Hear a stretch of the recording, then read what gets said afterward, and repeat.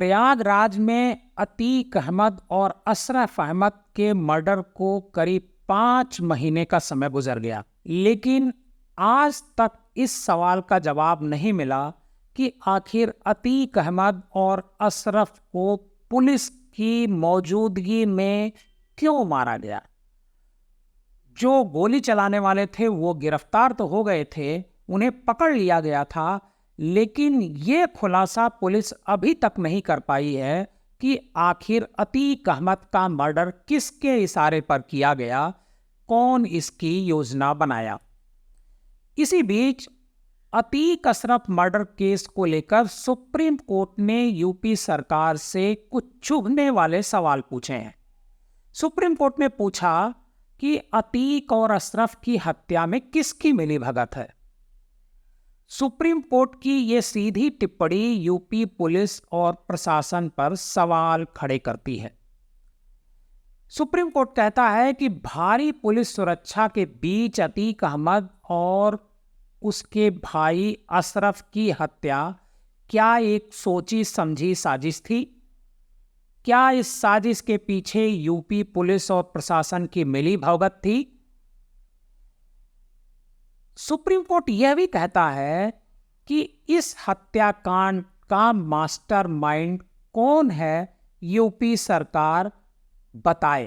अब आप देख रहे हैं डीएनएम शो और मैं हूं देवकीनंदन मिश्र। डीएनएम शो में हम आपके लिए अपराध की दुनिया के साथ साथ हिस्टोरिकल कहानियां लेकर आपके सामने हाजिर होते हैं, जिसे आपने पहले इतना डिटेल में शायद नहीं सुना होगा। अगर आपको हमारी ये कहानी पसंद आती है तो हमारे इस चैनल को सब्सक्राइब कीजिए और इस कहानी को ज़्यादा से ज़्यादा लोगों को शेयर कीजिए। अतीक और अशरफ की मौत के मामले में सुप्रीम कोर्ट ने जो सवाल खड़े किए हैं, आज के डीएनएम शो में हम पूरा डिटेल आपको बताएंगे। अगर आप हमारे इस चैनल पर नए हैं तो हमारे इस चैनल को सब्सक्राइब कीजिए और ज्यादा से ज्यादा लोगों को शेयर कीजिए। 15 अप्रैल 2023 को प्रयागराज में पूर्व सांसद और बाहुबली माफिया अतीक अहमद और उसके भाई अशरफ के कत्ल की लाइव तस्वीरें पूरे देश ने टीवी पर देखी।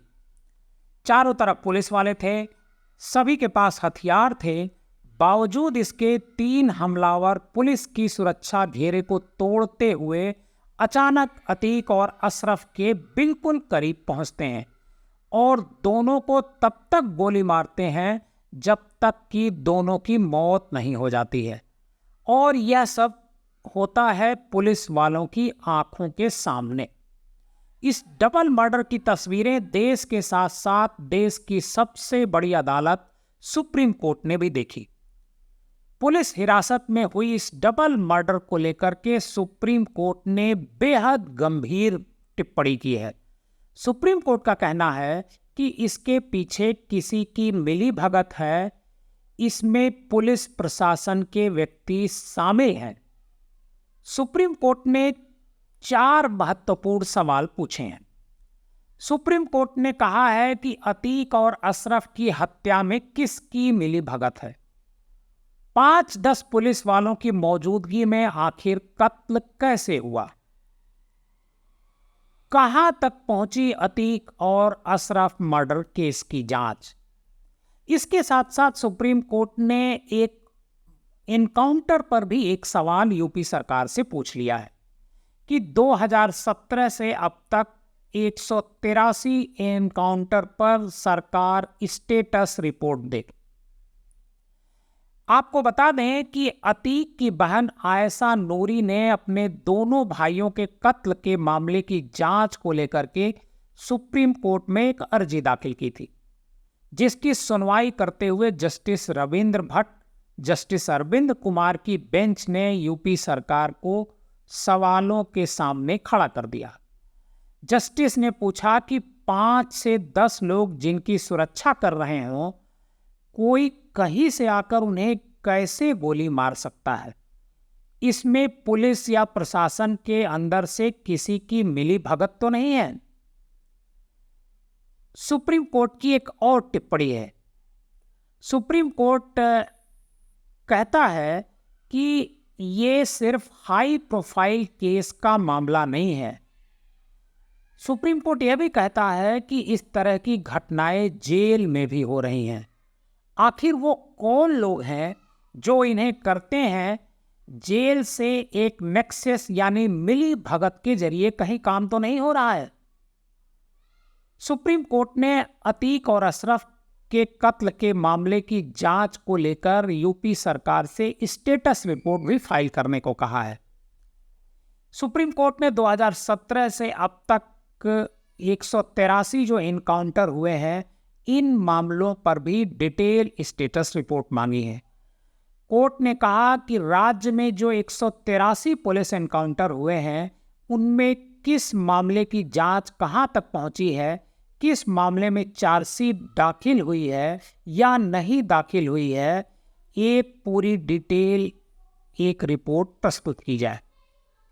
उत्तर प्रदेश सरकार ने अतीक और अशरफ के कत्ल के मामले में जुलाई के महीने में सुप्रीम कोर्ट को एक एफिडेविट भी सौंपा था, जिसमें सरकार ने बताया था कि वो अतीक और अशरफ की पुलिस सुरक्षा में रही खामियों की जांच कर रही है।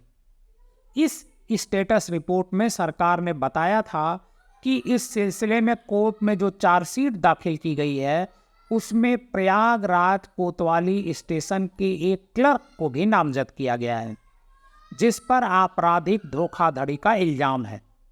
यूपी सरकार ने इस रिपोर्ट में यह भी जानकारी दी कि इस वक्त जस्टिस BS चौहान आयोग के सुझावों के मुताबिक यूपी में पुलिस रिफॉर्म का दौर चल रहा है और इसी सिलसिले में सारे थानों में CCTV कैमरे लगाने की प्रक्रिया जारी है। सुप्रीम कोर्ट ने एक और सवाल पूछा। सुप्रीम कोर्ट ने कहा कि अतीक अहमद के नाबालिग बेटे क्यों हिरासत में लिए गए? अतीक के 2 नाबालिग बेटों को न्यायिक हिरासत में क्यों रखा गया? अगर वो किसी अपराध में शामिल नहीं हैं, तो फिर उन्हें रिश्तेदारों को क्यों नहीं सौंपा जा सकता है? अगर अतीक के परिवार की बात करें तो उसके 5 बेटे हैं। बड़ा बेटा उमर लखनऊ के जेल में है, तो छोटा बेटा अली प्रयागराज के नैनी जेल में बंद है। तीसरे बेटे असद का झांसी में एनकाउंटर हो चुका है। 2 नाबालिग बेटे एहजम अहमद और अबान अहमद प्रयागराज के बाल संरक्षण गृह में मौजूद है। आपको बता दें कि पुलिस ने उमेश पाल की हत्याकांड में दोनों नाबालिग बेटों की साजिश होने की बात कही है।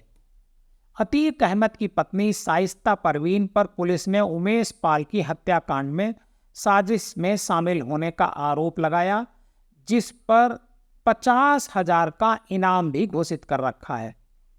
शाइस्ता परवीन घटना के बाद से फरार चल रही हैं और अब तक पकड़ी नहीं गई हैं। पुलिस ने उसे भगोड़ा भी साबित किया है। शाइस्ता परवीन के घर पर धारा 82 के तहत भी नोटिस चिस्पा की जा चुकी है। अतीक की 4 बहनें शाहीन, आयशा, बेबी और बज्जो और बड़ी बहन प्रयागराज में रहती हैं, जिसका नाम शाहीन है और जिसके पति का नाम मोहम्मद अहमद है। इन पर भी रंगदारी मांगने की एक FIR दर्ज है। प्रयागराज पुलिस ने FIR दर्ज होने के बाद बहनोई मोहम्मद अहमद को गिरफ्तार करके जेल भेज दिया है।